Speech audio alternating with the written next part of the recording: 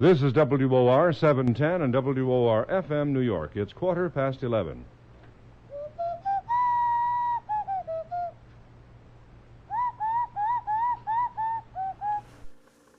Hey, folks.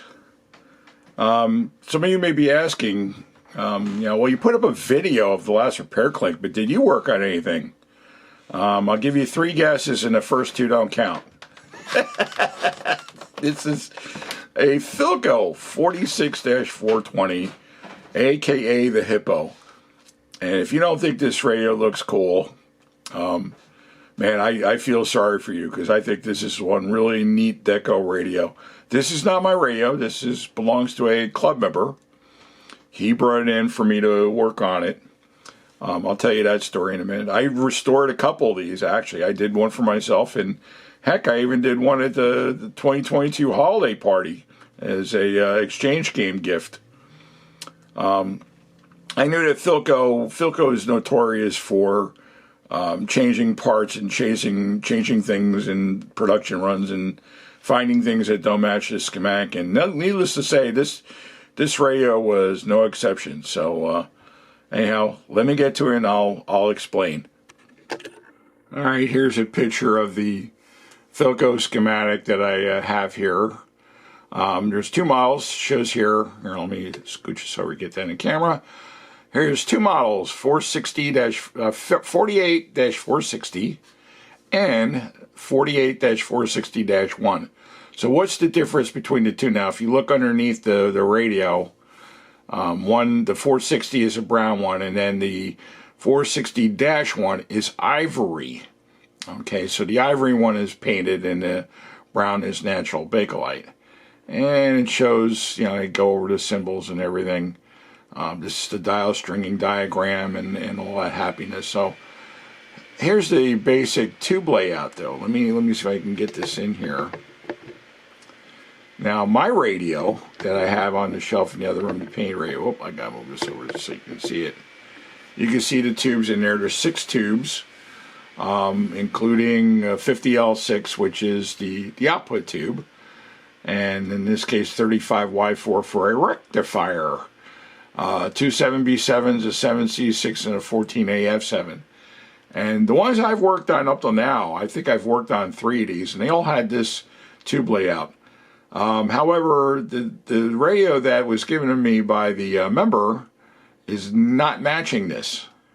So anyway, I found this on, well, actually I didn't find this on the web. The owner of the radio actually sent this to me, and I opened it up, and sure enough, it matched the radio. So this is actually a copy of the early Philco service manual. And let me blow this up a little bit so you can see a little bit better. And here it is. It just states that there were, production, and this is the model 46420, production changes, and it states all the different things. Well, I didn't have this information in front of me. So here, I'll just show you, for instance, here. Let me find. Well, actually, this ended up being an integral part of me being able to solve the problem on this radio here. The rectifier is a 35Z5, and the output tube was a 50B5, and then you can see here the filament string. And it's showing voltages. I don't have my stick here in front of me. Here, I gotta be better prepared. It shows the resistors. These were actually in the circuit, and these are some of the run changes they did here.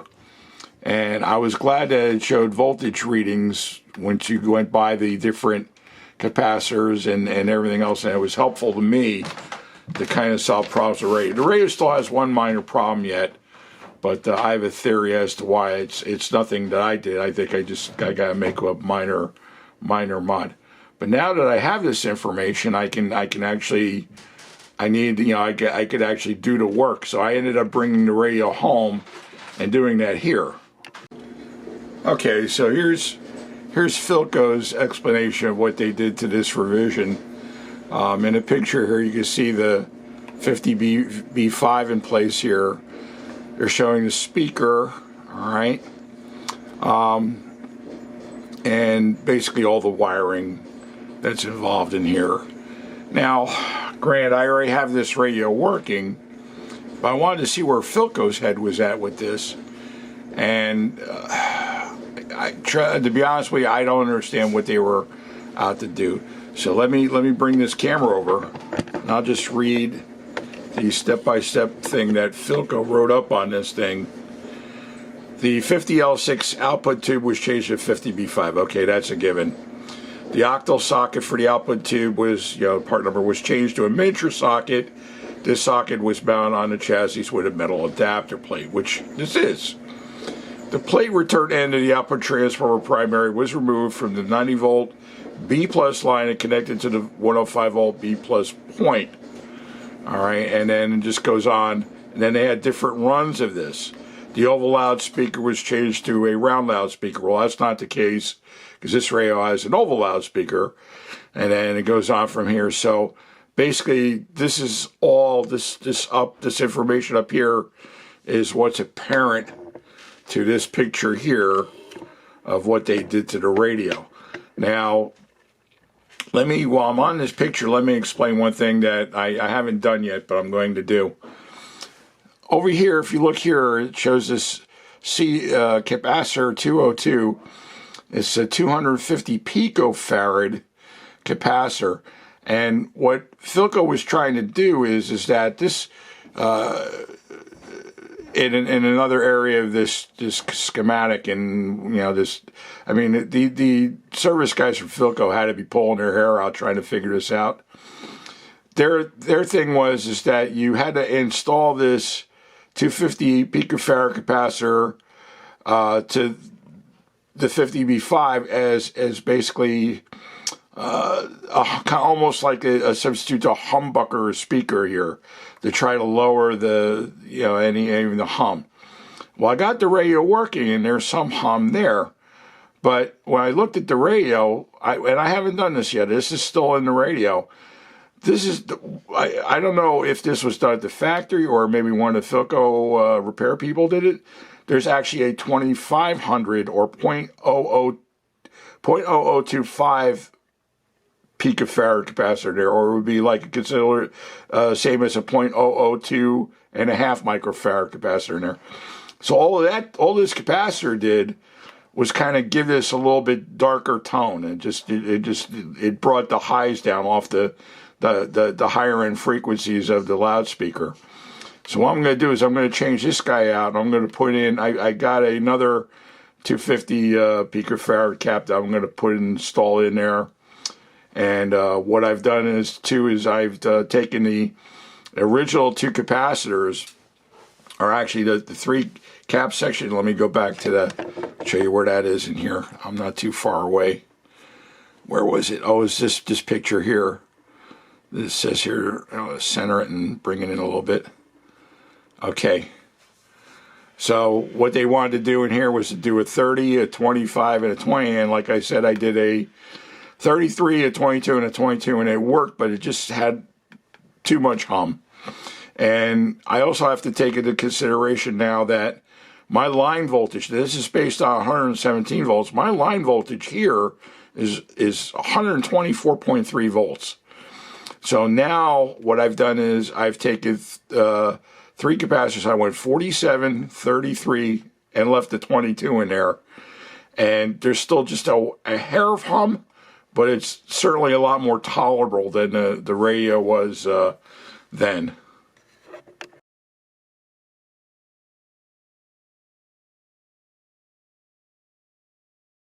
All right, boys and girls, on my workbench I have a genuine Loctal tubes. This is Sylvania 1LD5, which would probably go into a battery portable tube radio. Philco's use a lot of these tubes, and these things have one annoying trait about them, and that is the pins can get really, really dirty. Even if the tube has been sitting in a box for 80 years, these pins can get kind of nasty. So if you come to an event and you see me selling some tubes and you need a Loctal tube, I have a method that I take all my Loctite tubes and I give it a certain treatment, so I know that if it's a tube that I pull to use, or if it's a tube that maybe one of you might buy from me or whatever and want to put in a radio, it's not going to give you any agita. You're not going to have any problems. So here's what I do. My favorite instrument of correcting things, a Dremel. This is my Dremel. And also one of my favorite stores, Horrible Freight. Their house brand, I think it's called Chicago Electric. They have a set that you can buy of these little brass brushes. I think they're $5 to a little set. And they're not a lot of money. I think they're like $14 or $15 or whatever. But it's worth every penny. And also, make sure you're wearing eye protection before you start this. Turn your Dremel on to don't have to be crazy fast speed. Maybe about a third away. We'll go with that. That looks good. Hold the tube in one hand and hold it firm. And then take the brass brush and start just going over all the pins. And don't be afraid to do this center pin either, because sometimes they get a little bit dirty and it makes it harder to get them in and out of the socket.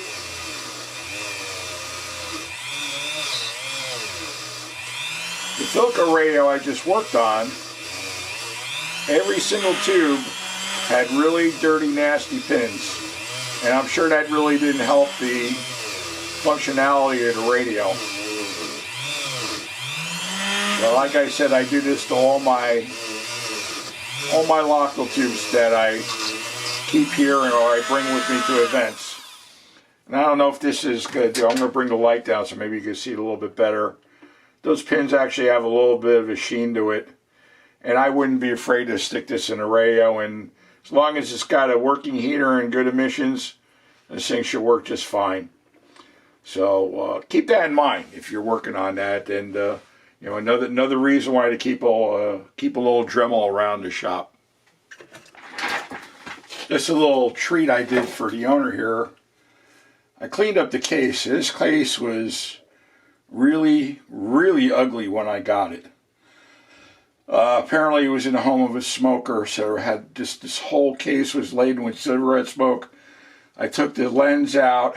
There's a spring-loaded tensioner which actually works with the dial pointer on here. I had all that out, and I literally cleaned the radio inside and out.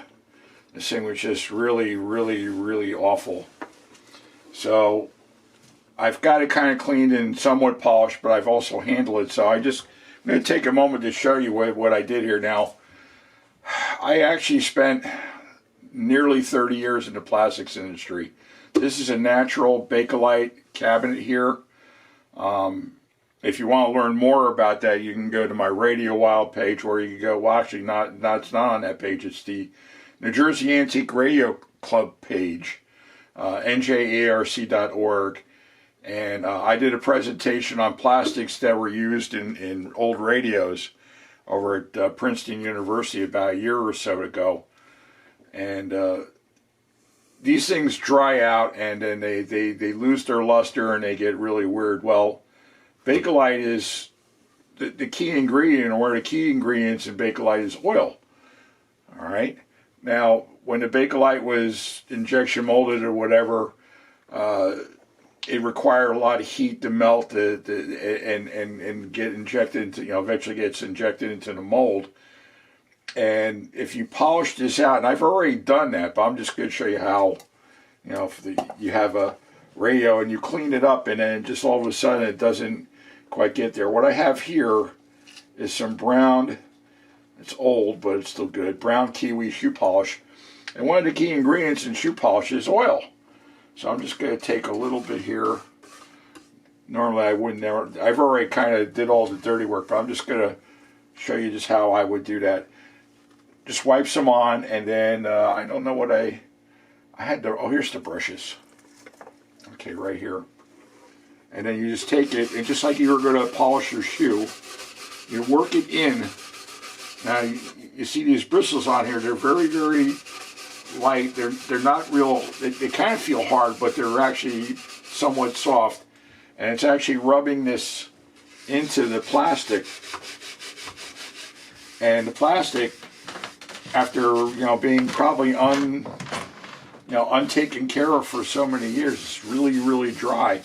And you do this now. I'm doing this kind of dirty and quickly, but you really need to spend a lot of time on here. I mean, remember how good, if you were in the military and you polished your shoes and how nice they looked, or your boots. And you just keep doing this, and eventually what happens is that the plastic will suck this whole thing in, and it'll start looking really nice. So let me just take just this little bit, and then I'm going to buff it. And you can really see how this is really coming out, and how nice and shiny and everything it is. And this takes some, time. You're not gonna do this in 5 minutes. It took me probably a little over an hour to do this, but that also included taking this, the hardware and stuff apart. And you just go over, keep doing it. I did the same thing in here for the ribs. If you got ribs or whatever, I just go in there like this, one rib at a time, and then I would do all the ribs and buff all that out. And this thing just was like a jewel. So this, I didn't have to do this, but the guy that wanted to get this thing going, this now he can take this home, plug it in, and display it, and just really enjoy it. I have the painted Hippo, where the paint was just really perfect. I just had to take some paint that I matched up and just touched up all the spots where there was just a few light chips. And I have an original painted ivory Hippo. So,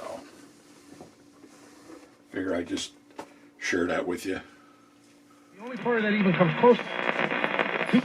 89, NASDAQ up 145, S&P 500 added 23. It's pretty much all systems go for Amazon. The company's results from last quarter showing strong growth in all its major divisions. Its cloud business showed greater than forecast revenue growth, bouncing off a week. Everybody. You saw the year he had with the Yankees. Greatest year of his career, and...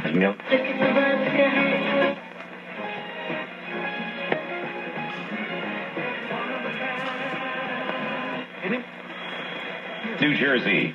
The Stocks, Doug Cavino and Rich, Rob Parker, Kelvin Washington, Ben Mallard, Jason Smith, and Mike Harmon. Is that premiere enough? Listen to all those names.